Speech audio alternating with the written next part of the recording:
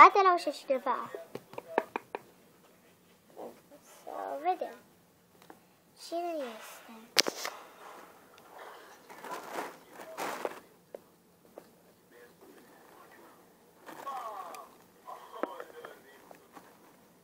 Să vedem cine e. Să deschid ușa. Un pic. Mai avem puțin. Da. Oh, calentator, să vă aud. Moș Crăciun cu plete albe a sosit, te prindă beți și aduce daruri multe la fetițe și băieți. Moș Crăciun, Moș Crăciun, poftiți dulciuri. La revedere! Realitatea, adică așteptări și ceva mai rău. Asta au fost așteptări. Bate cineva la ușă, oare cine? E un colindator. Bună! Moș Crăciun cu pachet bun a sosit de prin boscheț. Dormească toți vecinii! Da, ăsta nu-i colind. Dă toate dulciurile. Dar bine, ia, la Crăciun fericit!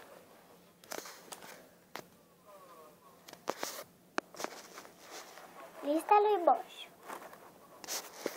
Dragă Moșule, sper să-mi aduci.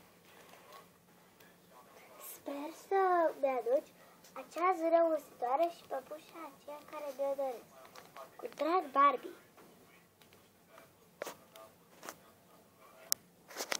După o zi, în ajunul Crăciunului.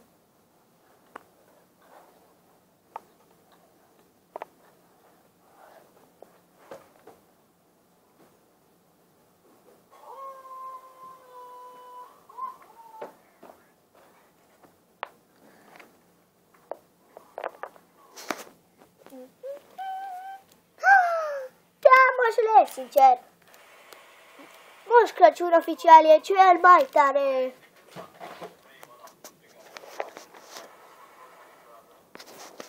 Realitatea.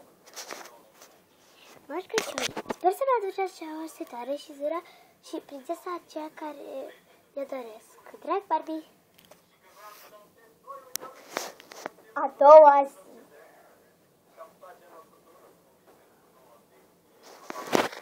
Serios, moșule?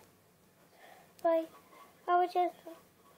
Moșule, măcar o acadea. O cârpă, serios. Demisia! Demisia! Când vine Moș Nicolae.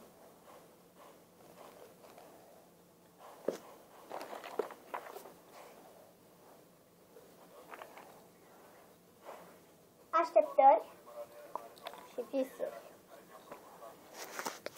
Oh, Moșule, te iubesc! Oficial, Moșul e super tare!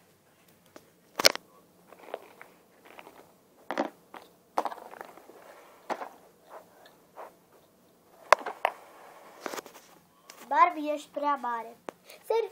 Păi, măcar am încercat. Serios, Moșule, măcar o acadea!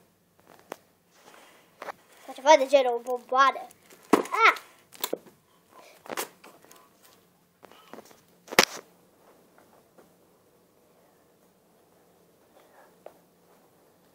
Când ninge. Ninge! Zăpadă! Ninge! Am zis, ninge!